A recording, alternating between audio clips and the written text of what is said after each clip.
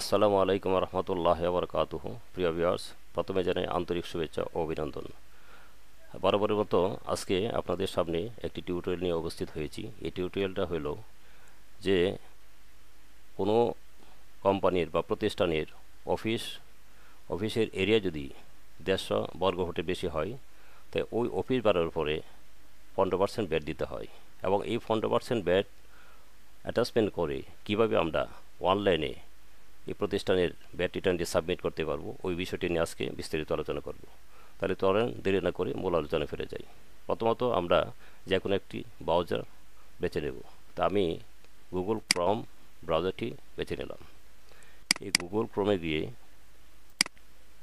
আপনারা চার্জ দেবেন bat.govat.bd।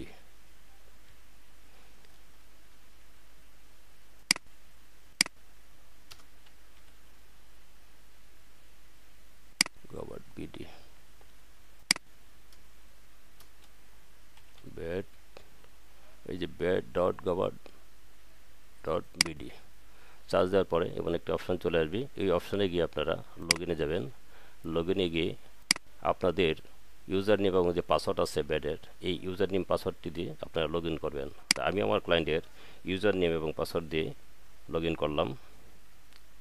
User নেমটি দিয়ে দিলাম 0177476825। পাসওয়ার্ডটি দিলাম।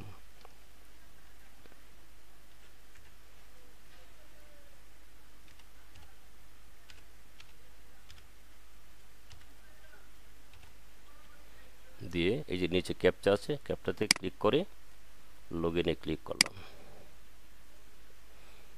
ক্লিক করার পরে এমন একটি পেজ চলে আসবে, আপনারা ক্যান্সেল দিবেন। এরপর উপরে ডান পাশের ড্রপ বক্সে গিয়ে ক্লায়েন্টের যে ব্যবসা প্রতিষ্ঠানটা আছে, এই ব্যবসা প্রতিষ্ঠানের নামে ক্লিক করবেন। ক্লিক করার পরে এমন একটা অপশান চলে আসবে, একবার বাম পাশে গিয়ে ফাইলিং অব্লিগেশন, এখানে গিয়ে ক্লিক করবেন। এরপরে মোশক 9.1-এ গিয়ে ক্লিক করবেন। ক্লিক করার পরে এই মোশক 9.1 পেজটি চলে আসবে। কয়েক সেকেন্ড সময় লাগবে, তার জন্য আপনার একটু ওয়েট করতে হবে।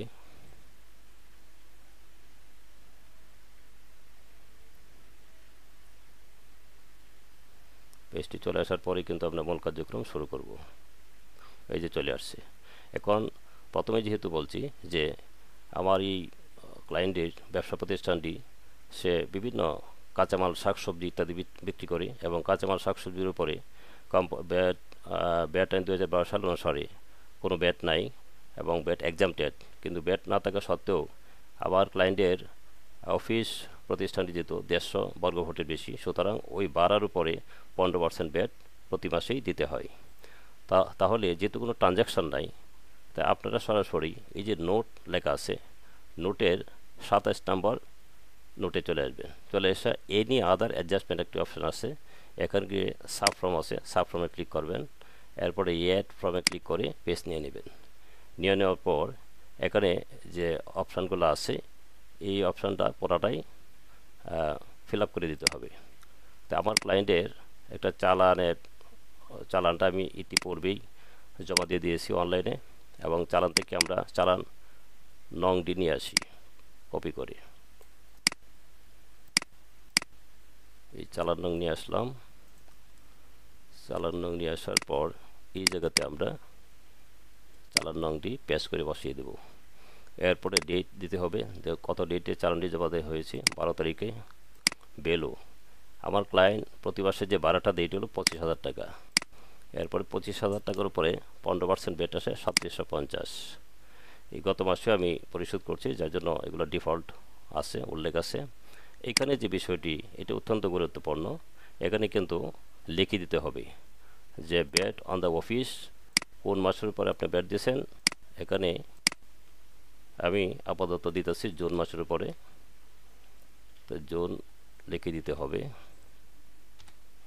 জুন 2024 লিখে দেওয়ার পর আমরা এই পেজটি থেকে বাহির হয়ে যাব। আমরা মূল ফর্মে চলে আসবো। মূল ফর্মে চলে আসার পরে আমি যে ইতিপূর্বে চালানটি অনলাইনে পরিশোধ করিয়াছি, এই চালানটি নোট নাম্বার 58-তে এই যে লেখা আছে bat deposit for the current tax period, এই 58-তে সাব ফর্মে গিয়ে দেখিয়ে দিতে হবে।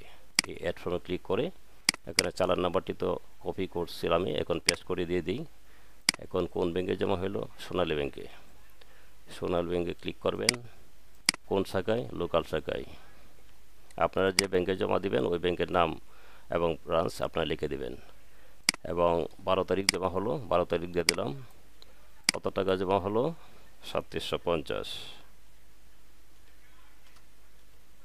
3750 জমা দেওয়ার পর আমরা এই পেজ থেকে চলে আসবো মূল পেজে। চলে আসার পরে দেখেন এখানে কিন্তু অ্যাটাচমেন্ট একটি অপশান আছে। ওই অ্যাটাচমেন্টে এসে আমরা যে ইতিপূর্বে অনলাইনে চালানটি পরিশোধ করিয়াছি ওই চালানটি আমাদের কিন্তু এখানে অ্যাটাচমেন্ট করে দিয়ে দিতে হবে। তো অ্যাটাচমেন্ট করে দিয়ে দিই। চালানটি আছে, এই যে এখানে চালানটি আছে, অ্যাটাচমেন্ট করে দিয়ে দিলাম। ক্লোজ করে বেরিয়ে আসলাম। এরপরে যে বিষয়টি ভাড়া, এই যে 27 নম্বর সাব ফর্মটি আমরা ফিল আপ করি এখানে দিয়ে দিলাম। এই 27 নম্বর সাব ফর্ম অনুসারে যে ভাড়ার ডিটটা, এই ভাড়ার ডিটটা অ্যাটাচমেন্ট করে আমাকে এখানে দিয়ে দিতে হবে। এই প্লাসে ক্লিক করার পরে যেখানে আমি ভাড়ার ডিটটা সেভ করে রেখেছি ওই জায়গায় কিন্তু চলে যাবে। এই যে এই জায়গায় আছে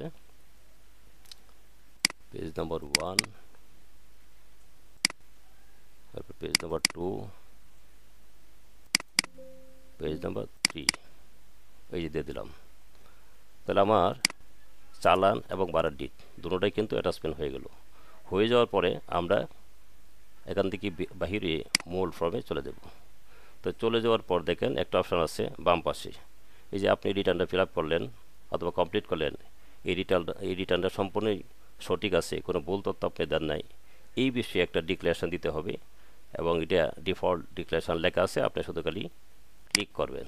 ক্লিক করার পর উপরে গিয়ে এই চেকিং বাটন আছে, চেকিং বাটনে ক্লিক করে দেখবেন যে আপনার ফর্মটি ফিল আপ করা সঠিক আছে কিনা। এই যে লেখা আছে নো এরর ফাউন্ড, অর্থাৎ আপনি যে পোশাক 9.1টি ফিল আপ করলেন সম্পূর্ণ কি সঠিক এবং কারেক্ট থাকার পর উপরে গিয়ে এই যে ডাইন পাশে সাবমিট অপশন আছে, সাবমিটে ক্লিক করবেন। সাবমিটে ক্লিক করার পরে কনফার্মেশন চাইতেছে, কনফার্মেশন ওকে দিলাম। দেওয়ার পরে কিন্তু আমার রিটার্নটি সাবমিট হয়ে গেল। তো প্রিয় ভিউয়ার্স, সাবমিট হওয়ার পরে কয়েক মিনিটের ভিতরে অথবা আধা ঘন্টা হইতে পারে, এর ভিতরে আপনি যে রিটার্নটি সাবমিট করলেন এই রিটার্নটি সাবমিটের এগেইনস্টে একটা অ্যাকনোলেজমেন্টের কপি এনবিআর থেকে কিন্তু এই অপশানে চলে আসবে। এই অপশানে চলে আসার পরে A1 চলে আসবে।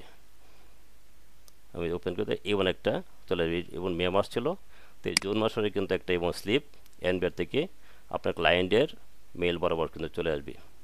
তাহলে প্রিয় ভিউয়ার্স, অত্যন্ত সহজভাবে বোঝার চেষ্টা করলাম যে ব্যাট না থাকা সত্ত্বেও অফিস ভাড়ার উপরে 15% ব্যাট পরিশোধ করে কীভাবে আমরা অনলাইন রিটার্ন সাবমিট করতে পারি। তো আজকের মতো এখানেই শেষ করলাম। পরবর্তীতে আবার দেখা হবে নতুন কোনো টিউটোরিয়াল বা ভিডিও নিয়ে। এ পর্যন্ত আপনারা ভালো থাকেন, সুস্থ থাকেন। আল্লাহ হাফেজ।